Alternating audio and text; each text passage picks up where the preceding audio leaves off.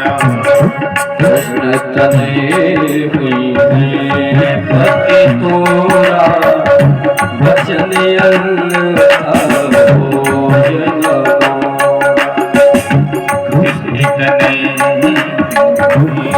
पति तोरा वचन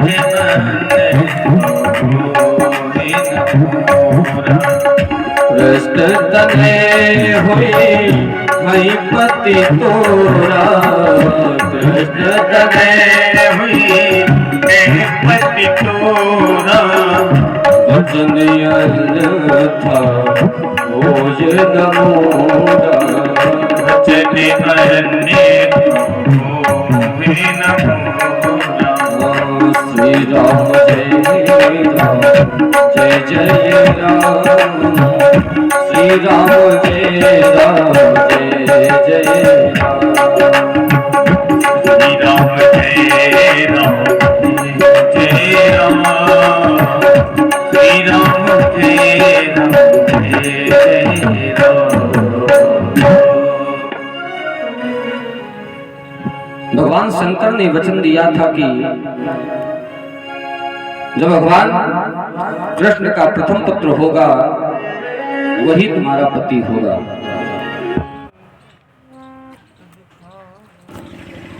भगवान शिव ने वचन दिया कि तुम्हारा पति प्रद्युम्न होगा।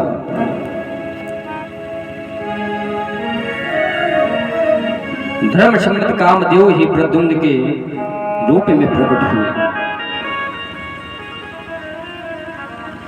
इधर प्रद्युम्न जी को शंबरासुर नाम का एक दैत्य समुद्र में फेंक दिया।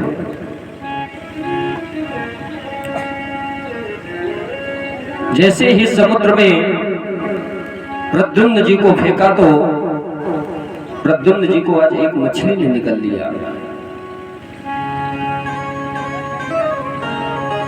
उस मछली को एक मल्लाह लेकर के शाक किया और वही मछली शंबरासुर के यहां पहुंचा दी गई।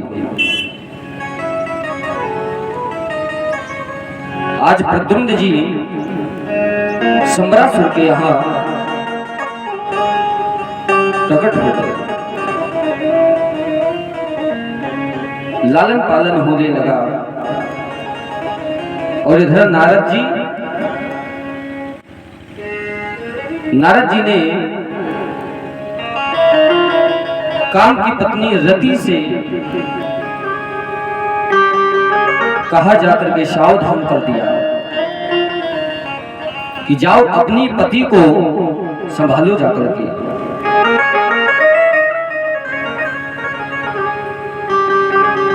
नारद जी से कामदेव की पत्नी रति पूछती कि प्रभु कहाँ जाओ, कहाँ संभालू जाकर।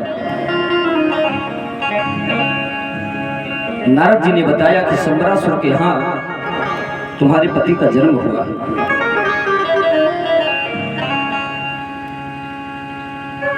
कामदेव की पत्नी आज शंबरासुर के यहाँ जाकर के सेवा करने लगी, प्रद्युम्न जी का लालन पालन करने लगी।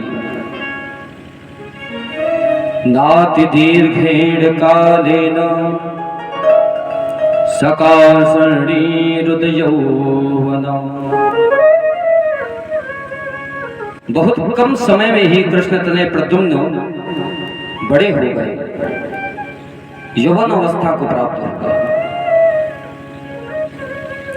रति के भावों में परिवर्तन होने लगा।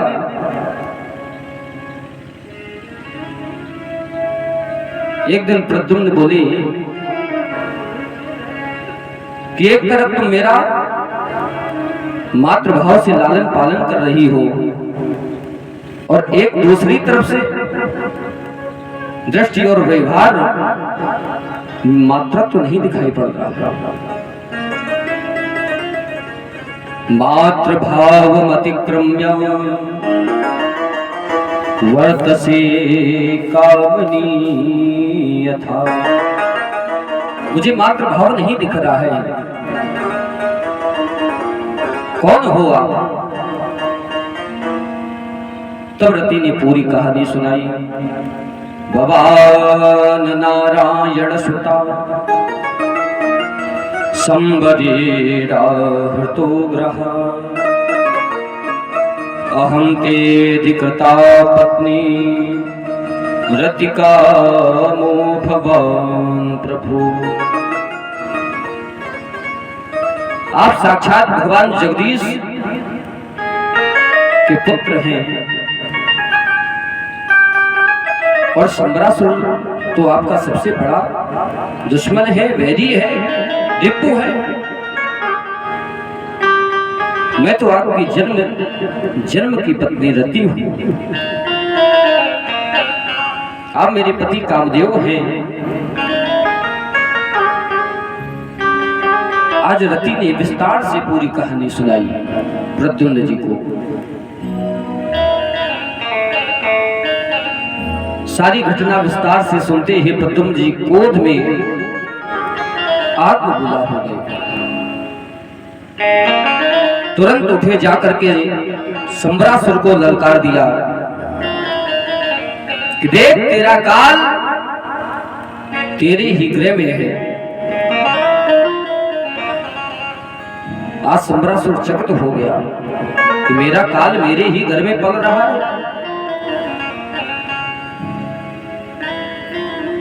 भयंकर युद्ध हुआ।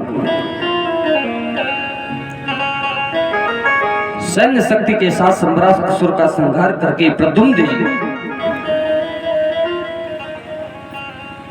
रति के साथ अपनी द्वारका को वापस लौट आते हैं।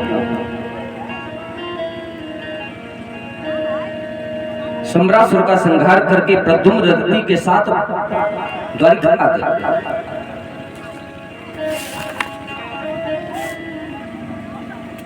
और इधर रुक्मिणी जी आनंद में मग्न है कि मेरा बेटा, मेरा पुत्र पैदा होते ही खो गया था और मिला तो साथ में पत्नी भी है। बड़ी प्रसन्न है रुक्मिणी जी आज।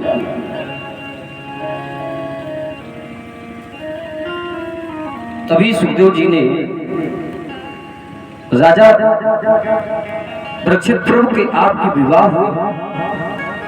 विवाह हुए।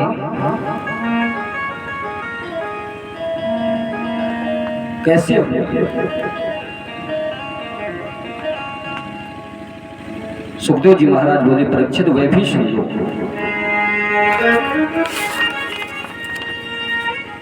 सत्राजित नाम का एक राजा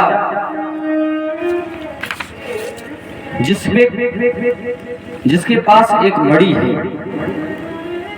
उस मणि का नाम है समंतक मणि। बड़ी चमक है, बड़ा तेज है और उस मणि से नित्य 7 भार सोना निकलता है। वो मणि 7 भार सोना देती है।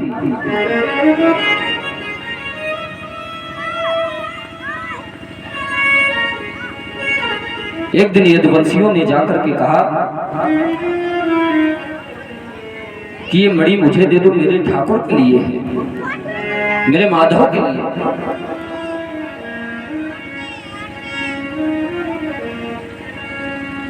पर सत्रा जी ने मना कर दिया। और जब इसका भाई छोटा मणि को गले में लेकर के धारण करके जंगल में शिकार करने गया तो एक सिंह ने इसका वध कर दिया। शेर के हाथों से मारा गया। और जब ये सत्राजित का भाई घर नहीं लौटा तो सत्राजित को लगा कि इस मणि के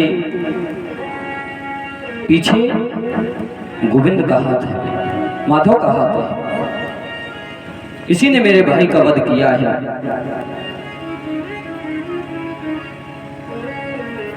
पर जब तक पूर्ण रूप से विश्वास न हो तब तक किसी से कहना नहीं चाहिए। कोई भी कार्य हो, आपके घर में किसी ने गलत कार्य किया है तो जब तक उस कार्य करने वाला का पूरा पता न लग जाए तब तक किसी से कहना नहीं चाहिए। शतरंज ने किसी को नहीं बताया। अपनी पत्नी से कहता है मुझे तो पूरी शंका है कि कृष्ण ने मेरे भाई की हत्या कर दी है, मार डाला है।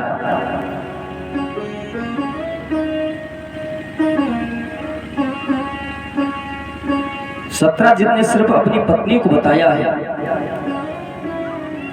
पर माताओं में एक आदत होती है कि उनके पेट में बात रुकती नहीं। करणे करणे जपन जना, माताजी ने सभी को बता दिया।